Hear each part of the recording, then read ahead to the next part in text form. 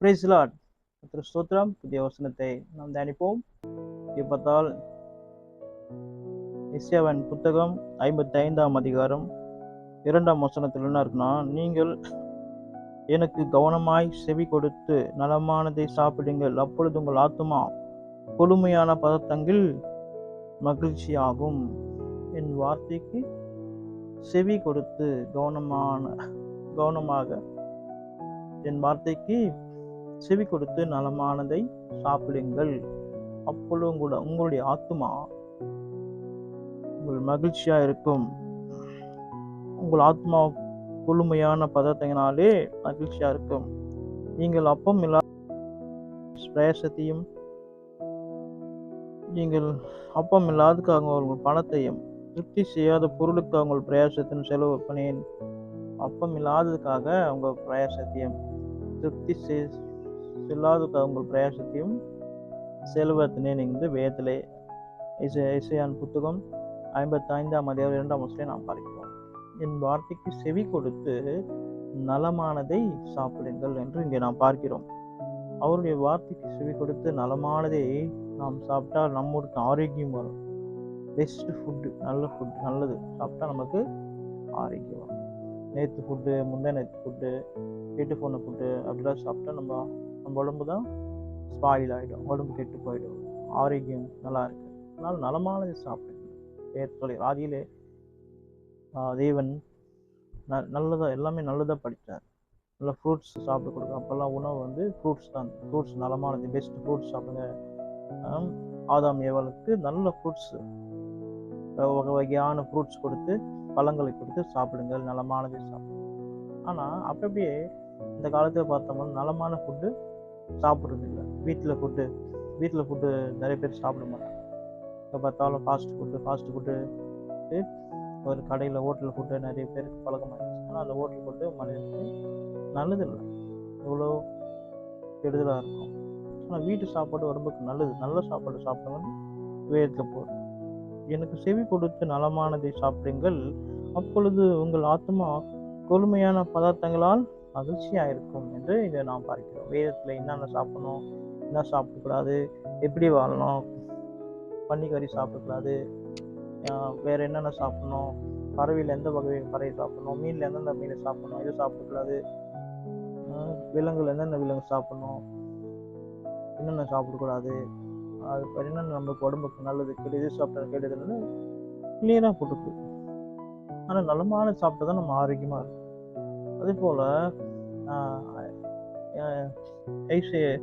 எலியாவின் காலத்தில் கூட ஒருத்தர் என்ன பண்ணான்னா, எலியாவின் காலத்தில் அந்த ஊருக்கே பெரிய பஞ்சம் உண்டாயிடுச்சு. அப்போது என்ன பண்ணால், அந்த தீர்க்கதரிசிகள்லாம் தன்னுடைய குமாரர்களுக்கு அந்த ஊருக்கே ஒரு பானையை சேர்த்து சமைக்கும் பொழுது ஒருத்தர் என்னன்னா, அது ஒரு கீரை, ரோட்டில் ஒரு முளைக்கிற கீரை எடுத்துன்னு அதோட குணம் அறியாதபடி அந்த கீரை வகைகளை அறுத்து, அது ஒரு கசப்பான கீரை வகைகளை அறுத்து அந்த பானையில் போட்டோம். அந்த பானையில் போட்டோன்னா அந்த பானை என்ன ஆயிடுச்சுன்னா விஷமாக மாறிச்சு. ஆனால் அந்த பாவியில் என்ன ஆயிடுச்சுன்னா பானையில் சாவு வந்துச்சு, விஷமாக மாறிச்சு. அதோடைய குணம் அறியாதபடி அது அறியணும். நம்ம எப்படி எது சாப்பிடணும்னா வேதம் படிக்கும்போது அந்த குணத்தை நாம் அறிந்து கொள்ள முடியும். அவன் என்ன பண்ணான்னா, தன்னுடைய குணத்தை அந்த செடி கீரை என்னும் வகை, அது எப்படி கசப்பான கீரை, ஒரு ஒரு கசப்பான கீரை அதில் போட்டு நல்லா விஷமாயிடுச்சு.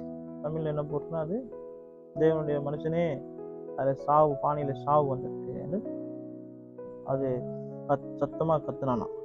அதுபோல் நம்ம அதனால பசங்க ஸ்கூலுக்கு படிக்கணும். ஸ்கூல் படிக்க வரும்போது ஞானம் வரும். பைபிள் படித்தா இன்னும் அதே நல்லா ஞானம் வரும். இது சாப்பிடலாம். ஸ்கூலுக்கு நிறைய பேர் பசங்க ஸ்கூலுக்கு அனுப்புறதில்லை, காலேஜுக்கு அனுப்புறதில்லை, படிக்க வைக்கிறதில்ல. ஸ்கூல் புக்கு படிக்கணும், பைபிள் படிக்கணும், நம்ம நாலேஜ் கற்றுக்கொள்ள முடியும். ஆனால் வேதத்துக்கு என்ன போட்டிருக்கலாம், எது சாப்பிடலாம் போட்டிருக்கோம். அவன் என்ன பண்ணான்னா, அதில் போட்டவுடனே அதோட குணம் அறியாதபடி அந்த கீரை வகையெல்லாம், ஒரு கசப்பான கீரை வகைகள் அதை போட்டவுடனே எல்லாமே விஷயமாக மாறிடுச்சு. ஒரு பானை நம்முடைய சரீரத்துக்கு எடுத்துக்காட்டாக இருக்கிறது, நம்முடைய வயிற்றுக்கு எடுத்துக்காட்டாக இருக்கிறது. நம்ம வயிற்றை தான் பானை மாதிரி இருக்கணும்னு நம்ம அதில் சாப்பிடுவோம். நம்ம சாப்பிடும்போது நல்லது சாப்பிட்டா நம்ம பாய்சன் ஆகும், ஃபுட் பாய்சன் அந்த மாதிரி. நல்லது சாப்பிட்டா ஒன்றும் ஆகாது, நல்லது கெட்டு சாப்பிட்டா ஃபுட் பாய்சன் அந்த மாதிரி ஏதாவது ஒன்று ஆகிடும். அதுபோல் நம்ம சரீரத்தை நாம் தான் பத்திரமாக பாதுகாத்துவோம். நீங்கள் தேவனுடைய ஆலயமாக இருக்கிறீர்கள். நீங்கள் நீங்கள் தேவனுடைய ஆலயமாக இருக்கிறீர்கள், தேவன் உங்களிடத்தில் இருக்கிறார் என்று அறியீர்களா? எவனாவது தேவனுடைய ஆலயத்தை கெடுத்தால் நான் அவனை கெடுப்பேன் என்று போட்டிருக்கு. நம்ம தேவனுடைய ஆலயம் என்னென்ன சாப்பிடக்கூடாது, என்ன சாப்பிடணும், அந்த ஆலயத்தை பரிசுத்தமாக காத்து. நிறைய பேர் சாராயம் குடிச்சு செத்து போகிறாங்க. நல்ல ஒரு இந்த நல்ல சாராயம், அது என்ன சாராயம், நல்லதோ கெட்டதோ எந்த சாராயம் குடிக்கக்கூடாது. ஏன்னா நம்முடைய ஆரோக்கியம் ஸ்பாயில் ஆகிடும். இந்த ஊரில் பார்த்தோன்னா கள்ளக்குறிச்சி அந்த அப்படிப்பட்ட ஊரில் நல்ல ஒரு விஷசாராயம் மாதிரி ஒரு கலப்படச்சாரை கொடுத்து அநேக மக்கள் இறந்துட்டாங்க. அதுபோல் நிறைய பேர் குடிச்சு சாகுற, நிறைய பேர் சிகரெட், நிறைய பேர் ஆன்ஸ், நிறைய பேர் கெட்ட பழக்கம் அடிமை ஆகிட்டு நம்முடைய சரீரத்தை அவங்களை அழித்து கொண்டு வர்றாங்க. அடிமையினாலே, கெட்ட பழக்கங்களாலே, கெட்டையான சாப்பிட்டு தன்னுடைய சரீரத்தை அழித்து கொண்டு ஆன்ஸ்லாம் சாப்பிட்டா நரம்பு பலவீனம் வந்துவிடும். நரம்பு பலவீனம் வந்தாலும் ஆண்மை குறைவு ஏற்படும். அது நிறைய உடம்புக்கு கெடுதல், இப்படிப்பட்ட காரியங்கள் நடக்குது. அதனால நல்லது சாப்பிடணும். என்னென்ன சாப்பிடணும் வேதத்தில் நல்லா பெஸ்ட் ஃபுட்டு சமைச்சு சூடான ஃபுட்டு நல்லா சாப்பிடணும், நல்லா படிக்கணும், நல்ல பேர் வாங்கணும். சாப்பாடு விஷயத்தில் எல்லா விஷயத்திலும் நம்ம எது பெஸ்ட்டாக இருக்கணும், நல்லதை சாப்பிடணும், நல்ல பழக்க வழக்கங்களை கற்றுக்கொள்ள வேண்டும். நல்ல தயிர், சாம்பார், நல்ல நான்வெஜ் கூட அவாய்ட் பண்ணிடணும். நான்வெஜ் சாப்பிட்டா கூட கொழுப்புனால உடம்புக்கு பிபி, சுகரு அப்படி இப்படியே வந்துடும். அதனால் வெஜிடேரியன் சாப்பிட்டா உடம்புக்கு ரொம்ப நல்லது. கொஞ்ச காலத்து யாரும் வெஜ்ஜு சாப்பிட்றது எல்லாமே நான்வெஜ் தான். அதுபோல் இருக்கு இந்த காலத்தில் நாம் ஃபாஸ்ட் ஃபுட் சாப்பிட்டு ஃபாஸ்ட்டாக சேர்த்து போகிறோம். ஃபாஸ்ட்டாக உடம்புலாம் இதாகுது, கெட்ட பழக்கம் அடிமையாகி சாராயம், சிகரெட்டு, ஆன்சென்ட்டு அந்த பழக்கம் எல்லாமே சாப்பிட்னால உடம்புலாம் பாதிக்கப்பட்டு சீக்கிரமே மனுஷ ஆயுஷ் 60 வருஷம் 70 வருஷம் இல்லை, பலத்தின் மிகுதியோ 80 வருஷம். ஆனால் அதெல்லாம் கெட்ட வழக்கம் என்ன சாப்பிட்டதுனால சீக்கிரமாக 40-50 வயசுக்கு செத்து போகிறாங்க. வாலி மக்களே குடிச்சு செத்து போகிறாங்க. அதனால நம்ம நலமானதை சாப்பிடுவோம், நம்ம நாட்டுக்காக வாழ்வோம், நமக்காக வாழணும், நம்முடைய குடும்பத்துக்காக நான் ஒருத்தன் குடிக்காதரா சொன்னால் என் சரீரம், என் உடம்பு, என் இஷ்டம், ஏன் கேட்குறேன்னு சார். இப்போ குடிக்காரன் ஒருத்தர் இறந்துட்டானா அவனுக்கு ஒன்றே பாதிப்பு இல்லை, அவன் குடும்பத்துக்கே பாதிப்பு. தன்னுடைய மனைவி, குடும்பம், பசங்க எல்லாம் இருக்கான், தன்னுடைய மனைவி எல்லாம் விதவையாக மாறிடும், பசங்களாம் அனாதிகளாக மாறிடும். ஒரு கணவர் செய்த தவறுனால, குடிப்பழக்கத்துக்கு அடிமையானனாலே, நம்முடைய சரீரத்தை கெடுத்துனால குடும்பத்துக்கு நஷ்டம் உண்டாயிடும். ஒரு குடும்பம் ஒரு சர்க்கிள் மாதிரி, ஒரு ரிங்கு மாதிரி, ஒரு மணி ஓசை மாதிரி. ஒரு மணி அறுந்து போச்சுன்னா எல்லா மணியும் கீழே வந்துடும். இந்த மாதிரி குடும்பத்தில் ஒருத்தன் கெட்டு போயிட்டானா, ஒருத்தன் கெட்டு சாப்பிட்டானா குடும்பத்துக்கே நஷ்டம் வந்து, குடும்பத்துக்கு ஒரு தோல்வி வந்து, குடும்பம் நிலை நிற்காது, கட்டப்படாது, குடும்பத்தில் சந்தோஷம் இருக்காது. கணவன் மனைவி போதும் சந்தோஷமா இருந்து, குடும்பம் எல்லாம் சந்தோஷமா இருந்து ஆரோக்கியமா இருந்ததுன்னா நமக்கு நல்லது, நம்ம நாட்டுக்கு நல்லது, ஊருக்கு எல்லாருக்குமே நல்லது. நம்ம பசங்களை பார்த்துக்கணும், அவங்களுக்கு படிக்க வச்சு பெரிய வச்சு கல்யாணம் பண்ணி வச்சு பேரன் பேத்தி சந்தோஷமா இருக்கணும்.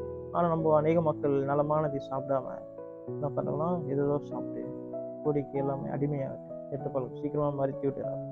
ஆகிய நம்முடைய ஆரோக்கியத்தை பார்த்துக்கொள்வோம், குடும்பத்துக்காக நல்லது சாப்பிடுவோம். சிறிய வசனத்தை கடவுள் ஆசீர்வாதம். இங்கே பார்த்தோம்னால் வேதத்திலே யோவான் சுவிசேஷம் 6ஆம் அதிகாரம் 48ஆம் வசனத்தில் என்ன போட்டிருக்குன்னா, ஜீவ அப்பம் நானே. உங்கள் பிதாக்கள் வனாந்தரத்திலே மன்னாவை புசித்தும் மரித்தார்கள், இதிலே புசிக்கிறவன் மறியாமல் இருக்கும்படி வானத்தில் இறங்கின அப்பம் இதுவே நானே. நான் வானத்திலிருந்து ஜீவ அப்பம், நானே வானத்திலிருந்து இறங்கின ஜீவ அப்பம். இந்த அப்பத்தை புசிக்கிறவன் என்றென்றைக்கும் பிழைப்பான். நான் கொடுக்கும் அப்பம் உலகத்தின் ஜீவனுக்காக நான் கொடுக்கும் என் மாம்சமே என்றார்.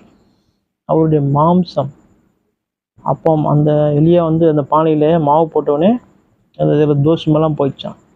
மாவு தான் இயேசு கிறிஸ்துக்கு அடையாளமாக இருக்கு.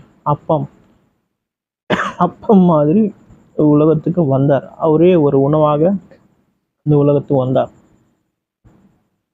அந்நாட்டில் யூதர்கள் தன்னுடைய மாம்சத்தை எப்படி ஒரு இயேசுடைய மாம்சத்தை எப்படி சாப்பிட கொடுப்பாரு, இவர் சொல்லுது எங்களுக்கு புரியலையே என்று சொன்னார்.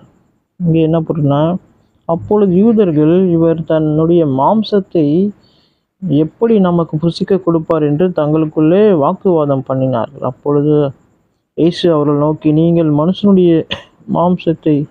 மனுஷகுமாருடைய மாம்சத்தை புசியாமலும் அவருடைய இரத்தத்தை பானம் பண்ணாமல் இருந்தால் உங்களுக்குள்ளே ஜீவன் இல்லை என்று மெய்யாகவே சொல்கிறேன். என் மாம்சத்தை புசித்து என் இரத்தத்தை பானம் பண்ணுகிறவருக்கு நித்திய ஜீவன் உண்டு. நான் அவனை கடைசி நாட்களில் எழுப்புவேன். என் மாம்சம் மெய்யான போஜனமாய் இருக்கிறது, என் இரத்தம் மெய்யான பானமாக